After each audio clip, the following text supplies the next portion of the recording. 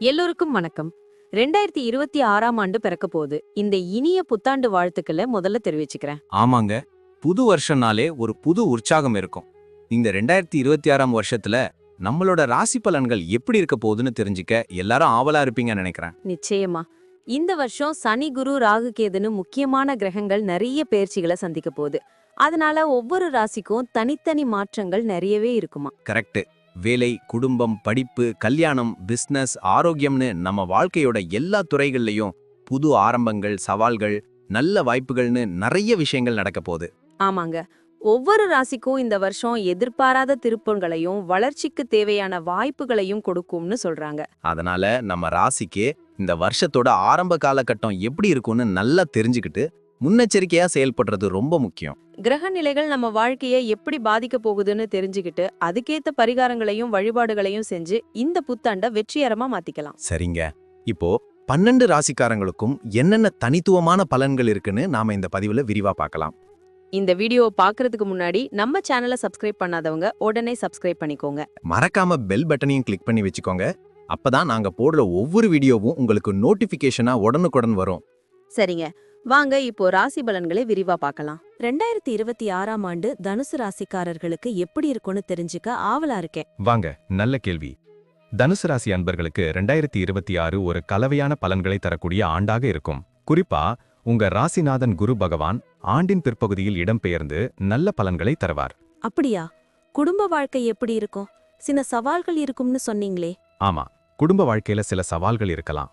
குடும்ப உறுப்பினர்களுடன் கருத்து வேறுபாடுகள் வர வாய்ப்பிருக்கு. பொறுமையாகவும் விட்டு கொடுத்தும் போறது ரொம்ப நல்லது. இல்லன்னா உறவுகள்ல விரிசல் ஏற்படலாம். கணவன் மனைவிக்கிடையே சில பிரச்சனைகள் வந்து பிறகு சரியாகிடும். பெரியவங்க ஆலோசனைகளை கேட்கறது நல்லது. குடும்பத்தில் சுபகாரியங்கள் நடக்கும் வாய்ப்பும் இருக்கு. முக்கியமா உங்க பிள்ளைகளோட கல்வி, திருமணம் நல்ல முன்னேற்றம் அடையும். பழைய பகைகளை மறந்து புதிய உறவுகளை வளர்த்துப்பீங்க. சரி, தொழில் வியாபாரம் எப்படி இருக்கும்? புதிய முயற்சிகளை தவிர்க்கணும்னு சொன்னீங்க. கரெக்ட். தொழில் வியாபாரத்தில் புதிய முயற்சிகளை தவிர்ப்பது நல்லது. ஏற்கனவே இருக்கிற தொழில்களில் கவனம் செலுத்துங்க.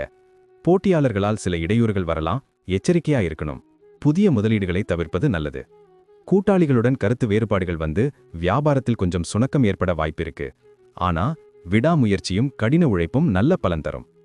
புதிய ஒப்பந்தங்கள் கிடைப்பதில் தாமதம் இருந்தாலும் நம்பிக்கையோட செயல்பட்டால் முன்னேற்றம் பார்க்கலாம். வேலைக்கு போறவங்களுக்கு எப்படி இருக்கும்? இடமாற்றங்கள் இருக்கும்னு சொன்னீங்க. ஆமா, வேலையில இருக்கிறவங்களுக்கு சில இடமாற்றங்கள் இருக்கும். புதிய பொறுப்புகள் கிடைக்கும். அதனால வேலைப்பழு அதிகரிக்கும். சக ஊழியர்களுடன் நல்ல உறவை பேணுவது முக்கியம். உயர் அதிகாரிகளுடன் கருத்து வேறுபாடுகள் வரலாம். ஆனால் உங்க கடின உழைப்பு நல்ல பெயரை பெற்றுத்தரும். பதவி உயர்வு கிடைக்க வாய்ப்பிருக்கு. உங்க திறமைக்கு அங்கீகாரம் கிடைக்கும்.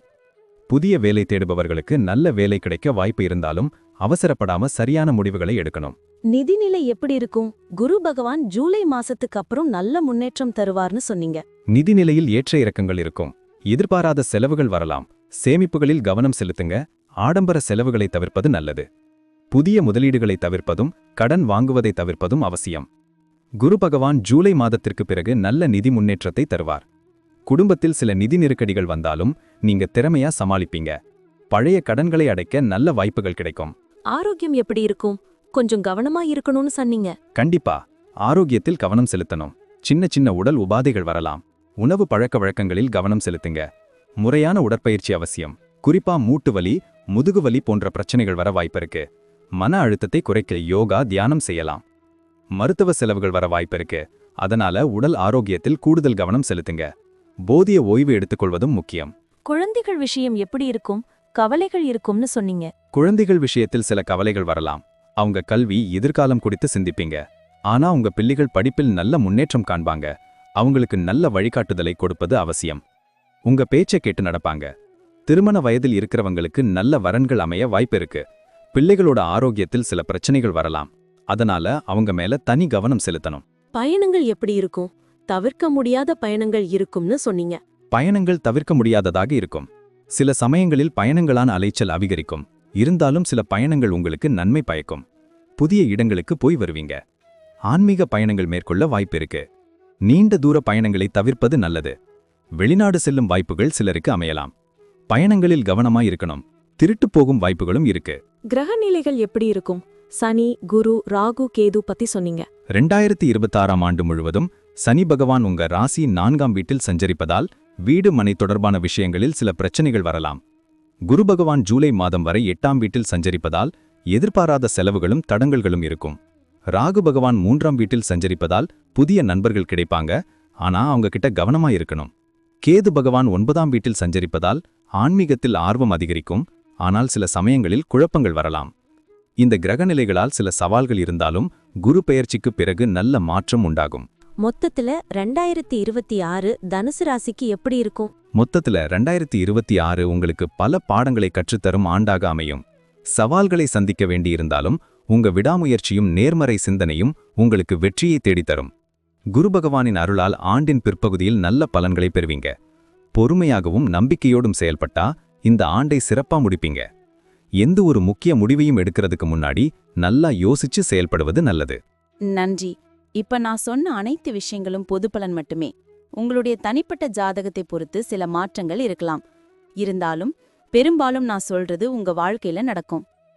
ஆமாங்க, அது மட்டும் இல்லாம சில விஷயங்கள்ல நம்ம எடுக்கிற முடிவுகளும் நம்மளோட தன்னம்பிக்கையும் கூட பெரிய மாற்றத்தை ஏற்படுத்தும். அதனால இந்த பலன்களை ஒரு வழிகாட்டியா எடுத்துட்டு உங்க வாழ்க்கையில நீங்க இன்னும் சிறப்பா செயல்படலாம். நான் சொல்றதெல்லாம் உங்களுக்கு பிடிச்சிருந்ததுன்னா ஒரு லைக் போட்டு உங்க நண்பர்களுக்கும் ஷேர் பண்ணுங்க. கண்டிப்பா.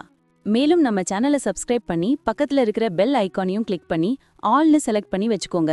அப்பதான் நாங்க போடுற எல்லா வீடியோக்களும் உங்களுக்கு உடனுக்குடன் நோட்டிஃபிகேஷனா வந்து சேரும். இது போல இன்னும் நிறைய சுவாரஸ்யமான தகவல்களோட அடுத்த வீடியோல சந்திப்போம். உங்களுடைய எதிர்கால வெற்றிக்கு என்னுடைய மனமார்ந்த வாழ்த்துக்கள். எப்பவும் நம்பிக்கையோட இருங்க. நன்றி. வாழ்க வளமுடன்.